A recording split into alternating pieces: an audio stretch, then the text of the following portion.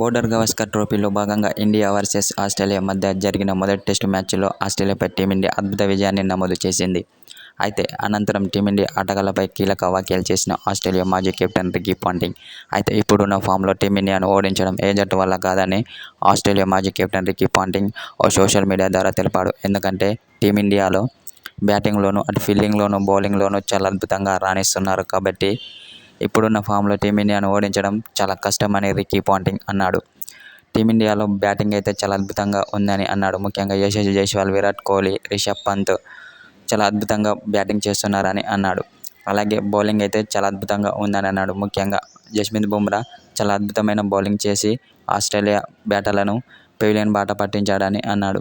అనంతరం టీమిండియా ఆటగాళ్లపై ప్రశంసల వర్షం కురిపించాడు ఆస్ట్రేలియా మాజీ కెప్టెన్ రికీ పాంటింగ్.